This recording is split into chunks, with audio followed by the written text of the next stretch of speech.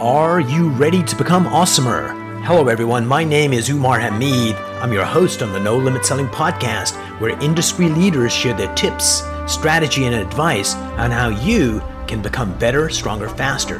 Just before we get started, I've got a question for you. Do you have a negative voice inside your head? We all do, right? I'm going to help you remove that voice in under 30 days guaranteed. Not only remove it, but transform it. So instead of the voice that sabotages you, there's one that propels you to much higher levels of performance and success. There's a link in the show notes. Click on it to find out more. All right, let's get started.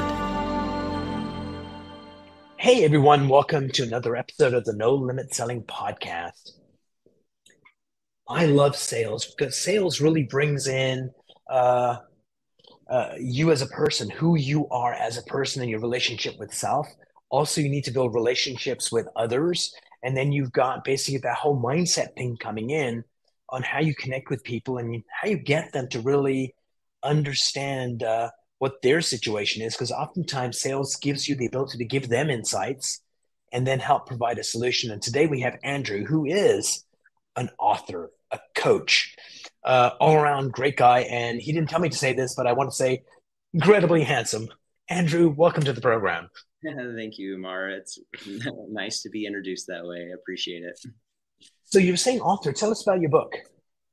Yeah, so the book's called Strength of the Oak, Strength of the Willow, How to Find Courage and Compassion in a Turbulent World. And it's really a self-help book to help anyone that is looking to ground themselves in this just chaos that we have going on around us. And salespeople, more than anyone, need that grounding. Absolutely. And I think we've been using trees and especially the oak tree as a really good symbol for what's possible within each one of us. And I like the way you use grounding because I think there's a lot of people that are not grounded. And I think that's a very real thing. And so talk to me about grounding. What do you mean by grounding? Yeah, thank you. So when we talk about grounding, I use the analogy of the oak tree on purpose. Because before an oak tree sends forth any shoots or any really strong lateral roots, it drives a taproot deep to a source of water. And when we identify what that deep source of water and life is for us, and I call it in my book a life mission, then we are grounded and we have a place from whence we can build out lateral roots and begin to grow into the purpose of what we were created to be. It's about getting to that purpose, that life mission, that source. So I believe we can be grounded, and I think that gives us a lot of power. But if we also ground into purpose, and I think that just exponentially makes it more powerful. So, do you believe we can be grounded and not be connected to purpose? And if that's the case, what's the difference between being grounded in purpose versus just being grounded? Because grounded is better than not grounded. So what do you make of that equation that I put out there? Yeah, I'm going to challenge that premise and say that we can't truly be grounded to anything other than purpose. If we are, it's a false sense of security. It's feigned grounding, and it doesn't last long. It's why you see trees uprooted in storms, because they didn't drive deep taproots to a source of water. Okay, and I'm going to challenge you back on that because I think there is a difference between the two. Because I think there are some people that are very service, barely grounded, and most of us aren't present in our body. Right. Most of us are thinking about what does Andrew think of me, or what should I be smarter? Should I be this? What am I going to do later? And they're up here. And there's some people that are grounded, that are just present in their body and can be fully attentive to Andrew as we're talking today. Sure. Then there's a deeper version of that, which you would call truly grounded, when I know what my purpose is. And my purpose happens to be, I'm a joyful teacher. So learning from you is one of the reasons I do this podcast. And if I really want to learn from you and it's not about me and my ego, then of course it becomes a stronger connection.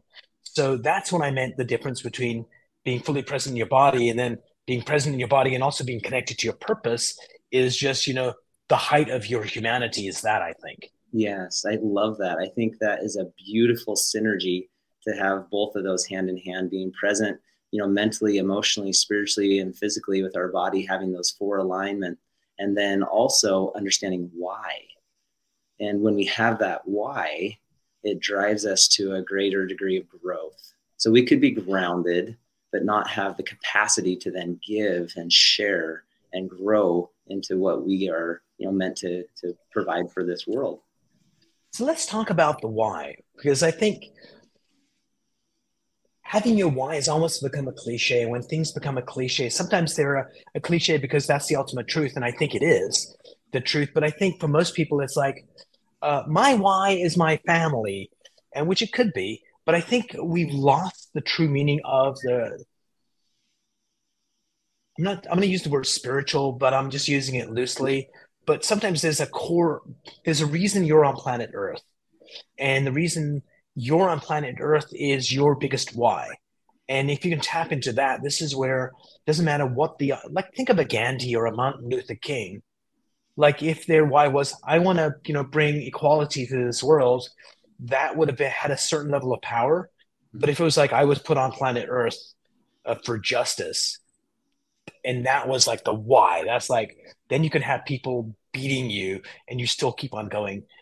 So talk to me about how we connect to the authentic why.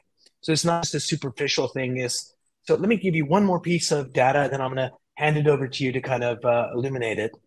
If you go into any company right now, I'm in Toronto, and there's like a gazillion companies around me. I can go to any company and I'll see on the wall, these are our values and this is our mission. When you ask people working in that company, so is any of that stuff true? And they're like, no, not really. This is not it's they went through the exercise, but it didn't become embodied in who they are. So talk to me about how we discover our real why so we can actually tap into that power. Yeah. Well, I think what you described there with a lot of companies and people is what you referred to earlier as is surface level, right? We did it for doing's sake.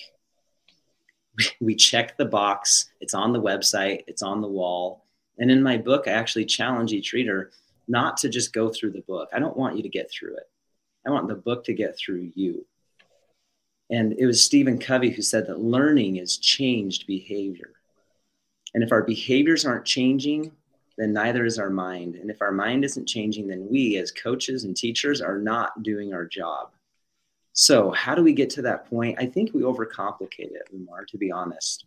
I tell in my book about this 9th grade art teacher that I had my first year of high school.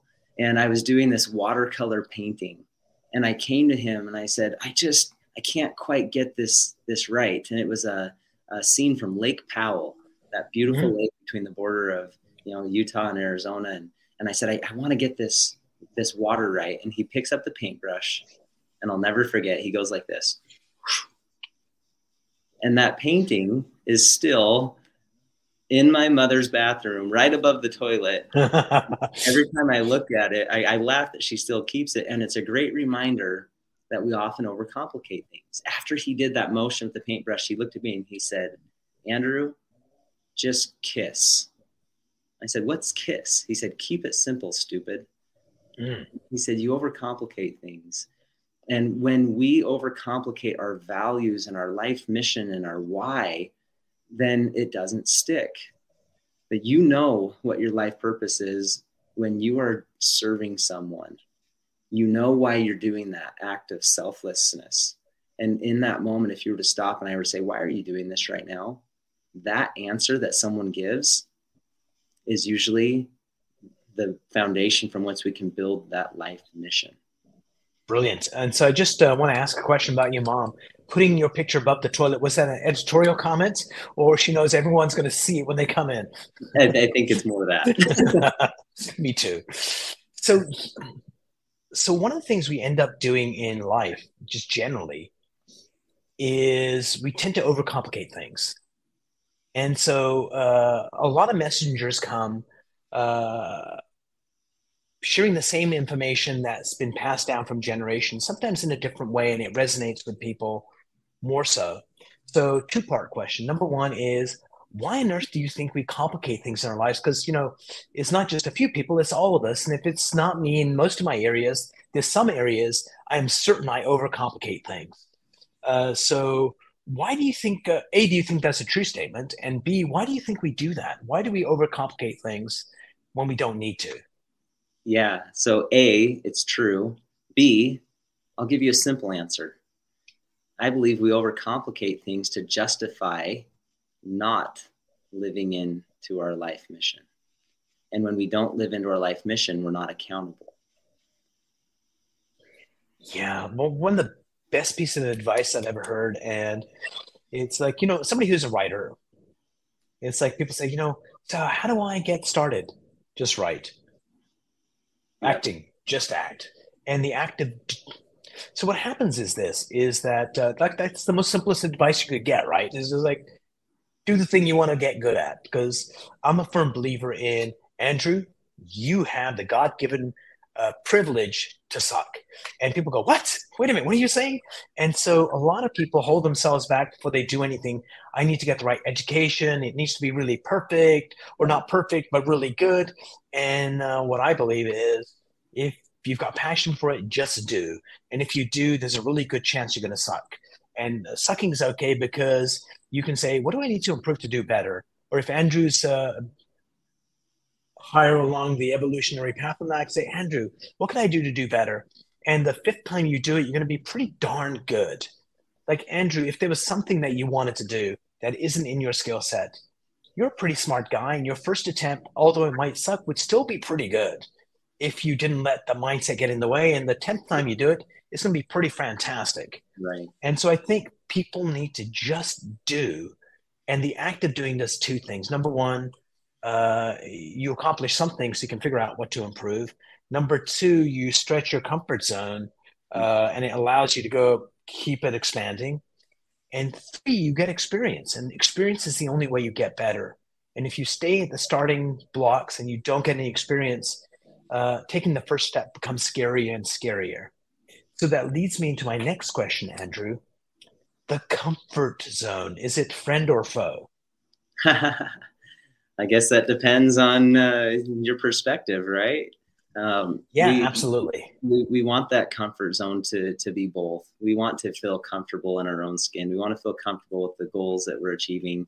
And we want them just to be uncomfortable enough that it pushes us a little bit further. I use snow skiing as an example. I've been snow skiing since I was 7 years old. And I love teaching my children how to snow ski. There's nothing comfortable about putting on snow boots, ski boots, and snow skis. It's very uncomfortable. It's awkward.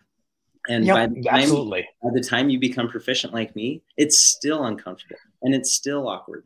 But there is a freedom that comes from getting into that place of discomfort. When I'm on the top of the mountain 30 plus years later, I have the freedom to go where I want to go and experience what I want to experience and hike where I want to hike and ski where no one else has skied before. So that becomes my foe made friend.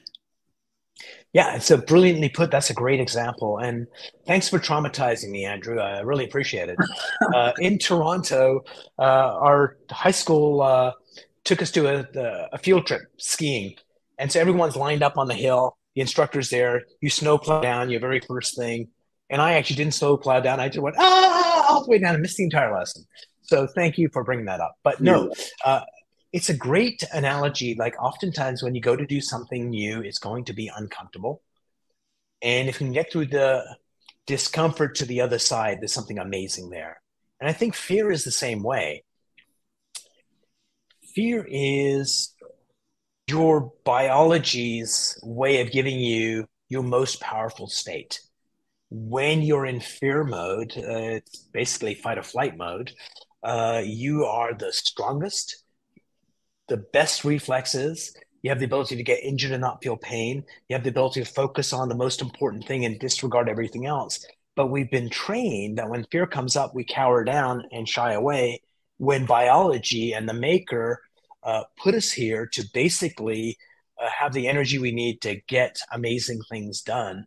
And as soon as you start moving in the direction of fear, all of a sudden you start to get more energy, more motivation, and you go, it's that inertia we need to overcome. So Uh, so fact check me there, Andrew. Does that make sense? Yeah, it most definitely does. I love to talk about negative emotions like fear or anger, sadness, hurt, and guilt as just a warning signal from our unconscious mind. And like a fire alarm, it's not the fire alarm that's the problem, it's the fire. And when we get into that place of negative emotion like fear, all our unconscious mind, which was given to us by our creator, is saying is, hello, you need to pay attention to something. And what you need to pay attention to is your thoughts, because it's your thoughts that are causing you to be out of alignment with who you Mm. really are. And as soon as we can change how you're thinking about this and turn that light back on, darkness cannot be present. Yeah, I love that. That's like brilliant. And I'll just add to that is that uh, those emotions that we deem negative emotions, emotions are emotions. We just label them that. So just think of unworthiness in the scale of like really bad emotions, quote unquote. That would rank up there as one of the superstars. But let's say you felt unworthy about public speaking, Andrew, which you don't, obviously. And here's one of the things you can do is just basically ask yourself the question, in this situation, what would make me feel worthy? And a freaking answer appears immediately. And you go, oh, I could just tweak that little tweak and it just changes. So, yeah, those negative emotions are wake up calls to say, pay attention to something. Right. And if you think about guilt is another one. You're not Jewish, are you, Andrew? Because if you're Jewish, you have a Jewish mother, and she probably has a PhD in making you feel guilty. But uh, so guilt is basically anger directed at oneself, and anger is the energy you need to create change.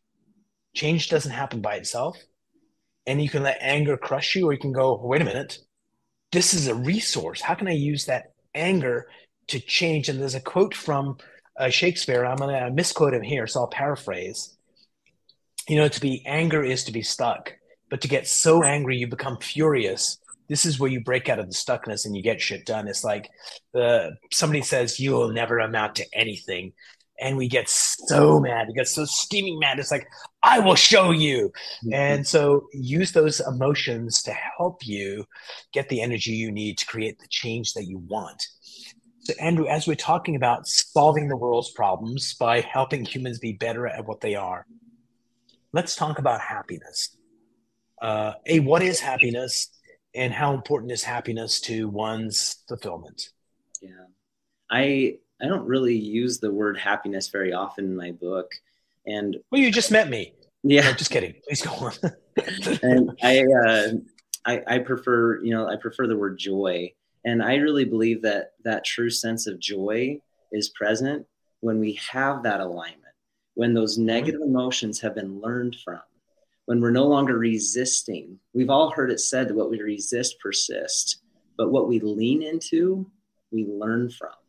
And when we can learn from those negative emotions and make those changes in thought and create new neural pathways that drive our behavior so that we get new results, then we are in alignment and we have fulfillment and we are grounded and we are producing and we have fruits to share and shade to protect and wood to strengthen.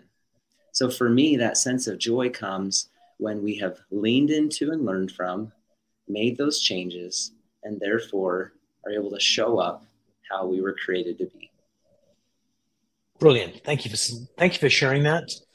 Uh, and one of the simplest things, we were talking about overcomplicating things. Yeah. So, Andrew, I'm going to ask you a question here, live on air, in our interview, which is a pleasant interview that we're having. If you wanted to bring more joy into our interview in the last few minutes that we have, what could you do different to bring more joy into our conversation? Like, what answer pops up into your mind? Would be to make this more about you, because that's my natural tendency as a coach and a teacher is I want to always dive into the person that I'm in front of. Yeah. And yet I recognize we have an audience that we are, sharing this with. But my first answer is always to dive into the person that's in front of me. So, dear listeners and viewers, and thank you for sharing that, Andrew, is that all you need to, we've got this answer machine right here. And if you believe in more of the esoteric, that your heart connects more globally beyond us, that just by asking that question, just like Andrew did, the answer popped up right away. how could you make this, if I was asking myself, how could I make this interview more focused? Uh, an answer pops up in my mind immediately. And I'm not asking this right now, Andrew, just this example of it is I could ask Andrew, tell me about a time you faced a challenge where things were not going well. How did you overcome it? And then Andrew would share that story, and everybody watching would go, oh my God, that's such a brilliant story. So for us, when we're going through life, one of the ways to simplify what we do is always be asking questions of ourselves. And when we do that, the answers appear. And if you don't have a really good answer, call Andrew and say, Andrew, what do I do here? So, Andrew, before we part company, two questions. Number one, what comes to mind right now in this moment as the best advice you've ever received? The best advice I ever received wasn't advice, it was example. And it's the Nice. example of my father to work hard and serve others, and the example of my mother to love others and be present for them. And that's how my parents, who are the ultimate strength of the oak, strength of the willow, the personification of courage and compassion, it's how they live their lives. So that would be my advice, would be live your life in a way where you work hard, you serve others, you love them, and you're present for them in a place of courage and compassion. So yesterday, we had somebody come for dinner, and one of the things they do is they do astrological charts. And so somehow they said, oh, let's do yours. They did mine. And this was one of the things that came up is that Umar, what you need to do especially from April till October, is to not worry about money whatsoever and just be of service to people and give effortlessly and graciously to others. And that's what you're describing your parents, is to have that inner strength and have love and be giving. And so this kind of is a message from the universe to me is good advice yesterday, validated today. And here's the last question for you, Andrew. What question do you have for me? Oh, I have lots of questions for you, Amar. I guess my question would be, and you may have already hinted at this earlier, why are you on this planet? What are you passionate about? So here's what I'm passionate about is when we look at the people around us, and especially people that we know, and it could be colleagues at work, could be family members, could be friends, and we look at this one person, let's call her Jane, and we look at Jane and go, oh my God, Jane could be so much more. I can see the potential in her is just so close, and for some reason she can't see herself, or she can see it and she doesn't allow herself to go there. And so I made it my life's mission to teach people how to access the best version of themselves. And one of the ways I do that is what we're doing right now, Andrew. And this has been a really illuminating conversation for me. Have you said something that was totally 100% something I've never heard before? Probably not. Have you said it in a way that impacted me in a powerful way? Absolutely. And so, doing the work we're doing right now is what would make me happier than anything else is if somebody sends me an email saying, oh my God, thanks so much for having Andrew on the show when he said this. And you saw me distracted earlier while you were talking, and I was writing down, I don't want people to get through the book. I want the book to get through them. That was something like, okay, there's just that phrase is there, but there's something more deeper in that phrase that I need to explore. So that's why I do what I do, is because I want everybody to reach their full potential, not in terms of, I've got this business, I've got this thing, but if they can reach fulfillment, I truly 100% believe when you, Andrew, are shining brightly, that you are illuminating the pathway for others to go on their journey, and you give them permission to do that. And Andrew, this is the first conversation of many to come. I just want to thank you very much for being on the show today. I really, really enjoyed it. Any last parting words? Where can people find you? And we're going to put all that in the show notes as well. So that we're going to tag you there. But if people want to find you, where can they find your book and where can they find you? Yeah, the book can be found in a lot of places. The easiest place right now is Amazon. Again, it's called Strength of the Oak, Strength of the Willow, How to Find Courage and Compassion in a Turbulent World. My name is Andrew L. Anderson, and you can follow me at Andrew L. Anderson 85, my website, andrewlanderson.com. There are so many opportunities that we're presenting for the world, not just in the book, but to really ground ourselves in this much needed courage and compassion when turbulence has never been greater around us. That is brilliant, Andrew. Thank you so much for being on the show, and talk soon. Thank you. If you enjoyed this episode, please go to iTunes and leave a 5-star rating. And if you're looking for more tools, go to my website at nolimitselling.com. I've got a free mind training course there that's going to teach you some insights from the world of neuro-linguistic programming, and that is the fastest way to get better results.